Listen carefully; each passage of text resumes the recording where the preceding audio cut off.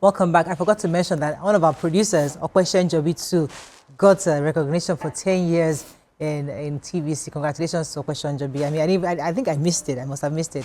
My sincere apologies. Okay, let's start with the nation. Presidency to Atiku, El-Rufai will be others. We'll meet in 2027. GHL, FBN's alleged appeal of order lifting marital abuse of court process. Wando's turnover rises to 4.1 trillion naira. 30 die in Ondo road accident. FBN, why banks cannot comply with order lifting restrictions on GHL accounts. Okay, which story are we starting with?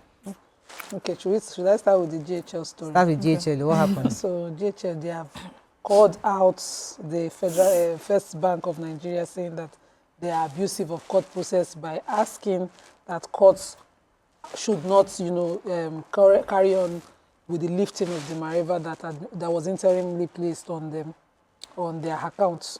So they had come out. I took that story on Friday that that the court has vacated it. They quoted Justice Dikwe Olu's court of the Federal High Court as vacating that Mareva order. And so I said their banks were now free to interact and do their transactions, receive as well as pay out monies.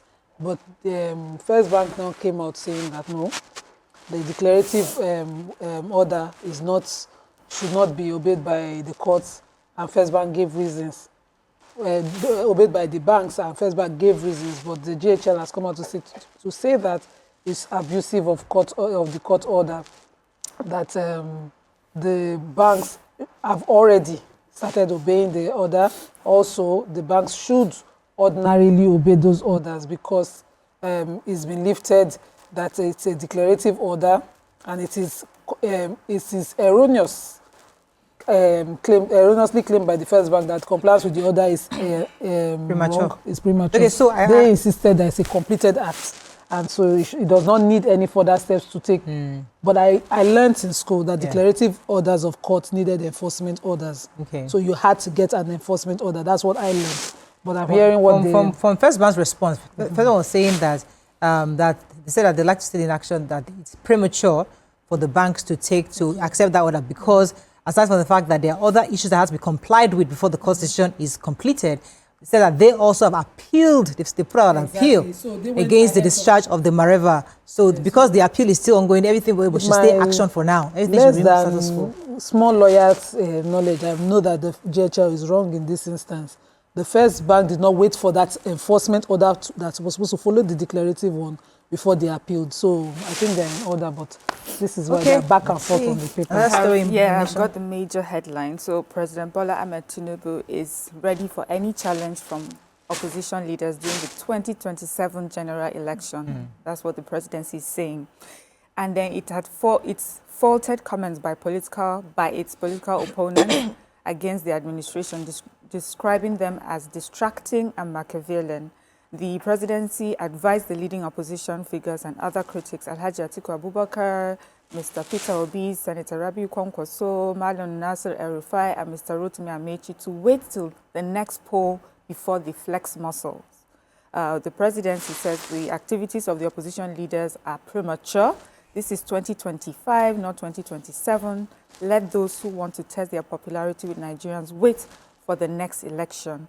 The special advisor on media and public communications said also, they said, peeping into the future, former House of Rep Speaker and ex-governor of Katsina State said that there was no alternative to APC. Former member of NWC of the party, Salihu Lukman, said some of the opposition figures lack the quality of leadership, urging them to drop their presidential ambition. He said, based on their records, they exhibit intolerant dispositions and poor relationships, on account of which they have mismanaged their transitions and are today hardly in control of political structures in their state. Anyway, on and on and on, as you know.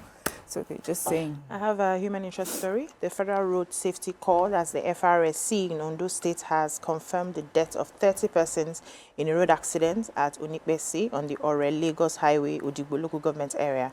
They said a total of 28 persons were burnt beyond recognition, while 2 others died while being taken to the hospital for treatment. 2 survivors were said to have been receiving treatment in the hospital. The accident occurred when 2 commercial buses had a head-on collision, and they said it burst into flames.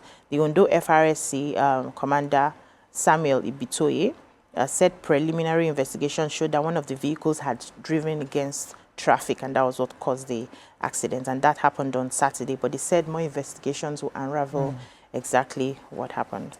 Okay, moving on now to the Punch. Dangote price slash, marketers with imported fuel fear losses. NCDC tightens airport surveillance as Uganda battles Ebola. I believe Ladoja has information on Bola Ige's murder, says Bisi Akonde. Foreign accounts, a First Bank representing court ruling, says GHL. And electricity tariff hike looms as federal government plans to end subsidy. Okay, which story are we starting? Take one story for the break. We could take Dangote. So they said that Dangote had reduced his fuel price. You know, marketers have been complaining that Dangote's fuel was more expensive than what they were getting if they had to import. And I think over the weekend, they had to slash the price from 950 naira to, for a litre to 890 naira per litre. And, you know, this was a relief for Nigerians. But then the marketers who had already purchased at the 950 would likely have to crash their prices or else they will be out of the market. So instead of just keeping that stock, and that's what happens. And so people are talking about it. They are saying that if you have to buy fuel, you need to pay attention to where you're buying, the price that you're buying, because any slash can affect your business and you'll be losing close to millions of naira. So we are happy that at least Dangote has heard the cry. Competition, yes. So if you reduce, you sell out and then you buy from him, and you know. That's what we wanted to achieve. It's a good one, Subsidy, removal, let it be clean competition. Let's go on a very short break. When we come back, we'll look at the front pages of the papers. Stay with us. We'll be right back.